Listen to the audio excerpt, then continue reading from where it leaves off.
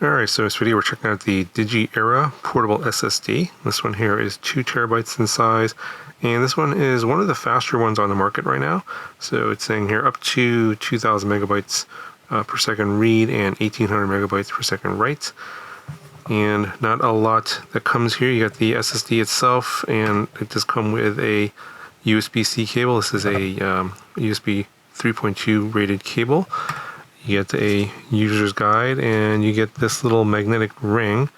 And this is because this is mainly targeted for iPhone users, and it has the mag ring on the back, a magnetic attachment to usually your back of your phone, your iPhone. I don't have an iPhone, but this does work with Android phones as well, so we'll show you here that it does work with. This is my S22 Ultra, and I have one of these MagSafe cases on here that has the magnetic ring built into the case. So basically the SSD just sticks to the back of the phone like this, and then you just plug it into the bottom of the USB-C port here. Now my phone does have USB-C 3.2. The speeds aren't as high as what's advertised on here because it is dependent on your hardware. So I think this is an older generation. S22 is like 3 or 4 years old. The newer phones can get up to this speed. So if you have one of the newer, latest iPhones or Android phones with the updated hardware inside, you will be able to get those speeds. But this is still very, very fast. Now, just as a sort of a comparison, this is 2 terabytes. I have a Crucial. This is a what series? This is a X6 2 terabyte SSD, kind of similar in size. This is a very popular. This one here is one of their sort of older generation, a little bit slower. I think their newer X9 series is a little bit bigger in size and a bit faster in terms of overall speed. But I did do a speed test of the Crucial to the DIGIERA, and I was getting like 44 megabytes per second on my phone with the Crucial, but almost 400 megabytes per second with the DIGIERA. So it's nearly 10 times faster for this was for read speeds.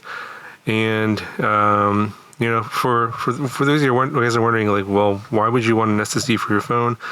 Mainly because I don't have a lot of internal storage. So if your phone doesn't have a lot of internal storage and you maybe take a lot of videos, like I shoot a lot of videos for personal and for work, etc., and offloading some of the files to an SSD is going to be very invaluable. In that case, you have a lot of extra storage that you can offload video files to, or just large files in general. Now, the other advantage of having an SSD like this sort of configuration here is when you have it attached to the phone like this with a cable, you can record directly to the SSD. And on iPhones, it's a lot more simple. Basically, you plug it in, it detects that there's an SSD, and then you can change the setting to record to the SSD directly.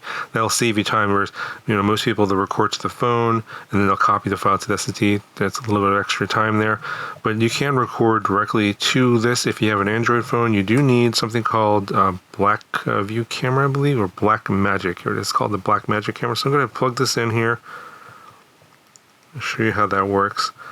And then when you turn it on, the lights up here with the DIGIERA logo. It actually pulsates when it's writing to it.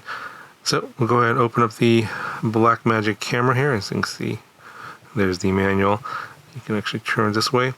And if this, I believe this is free. It doesn't work with all phones, but most flagship type phones like the S22 Ultra will work. So I'll put a link to this app in the video description. You can check it out, see if your phone will work. It won't work with every phone, especially low-end phones it doesn't work with. And you will need USB-C 3.2 in order for this to work. So we'll go into the settings here and go to media, and then under save clips to, normally you will go to the gallery, which is on your internal storage on your Android phone. In this case, you would just go to this thing that says files, and it says USB drive here. We can then just store it on here and say use this folder, allow Blackmagic to access the USB drive, allow, and there we go, switched over to, that's the name of the 2 terabyte drive. Then go ahead and exit out of here. So go back to camera, there we go, and then when we record, the files will then record directly to the SSD, and you can see here, it should be pulsating. It should be recording directly there. Let's go ahead and let's just check that. Let's go ahead and exit out of here.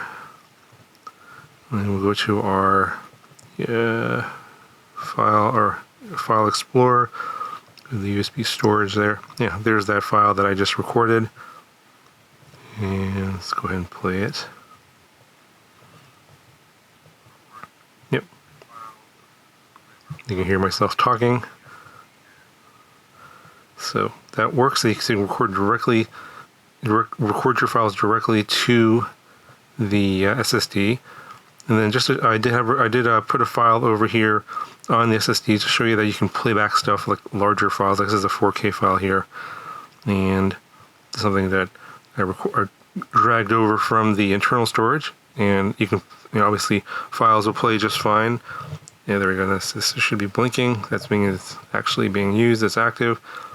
So and of course, just playing back video files isn't anywhere close to the read and write speeds that the USB-C 3.2 can go at. It can go actually much faster. But just to show that it just works like, as any basically attached storage that's on here, whether it's like a thumb drive, but this is a very, very fast external SSD drive.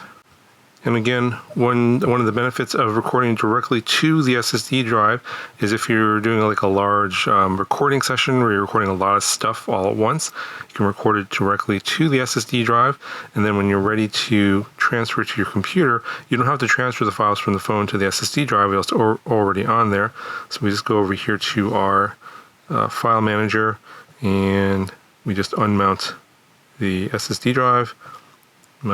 Storage is unmounted. Go ahead and unplug it, and then put the phone aside, and then just plug this into your laptop or whatever, and then this will show up as a USB drive, and then you can just transfer your files over to your computer. So that's one of the nice things about this, and that's why having this little thing attached to the back of the phone is very convenient.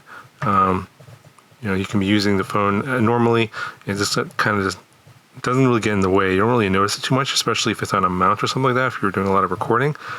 Also, if you don't have a case like this, I'll put a link to some of these that you might be able to find. There's a lot of these like generic ones you can find for your particular phone. If you search for like MagSafe Android phone case, a lot of these will pop up. But they include this magnetic ring, and there's just a metal ring basically. The magnet's actually on the back of the SSD. So what you do is you just take this, it's got some adhesive on here, and then if you have a phone case already, you just stick that onto your phone, and then this will magnetically stick to the SSD and hold it to the back of your phone. So they've already thought of that. But I find these to be pretty convenient because sometimes those adhesive rings can peel off certain cases, and having a case that has the ring built in, that's actually on the other side of this acrylic here, is very convenient. So of course, in terms of the price, this is quite a bit more expensive than something like a Crucial, which is older and, as I showed you earlier, quite a bit slower.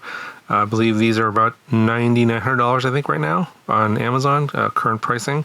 And the DIGIERA 2TB is about $250, so it's 2.5 times more, but it's close to 10 times as fast. So, if you want similar size storage, but a lot faster speed for basically just save time.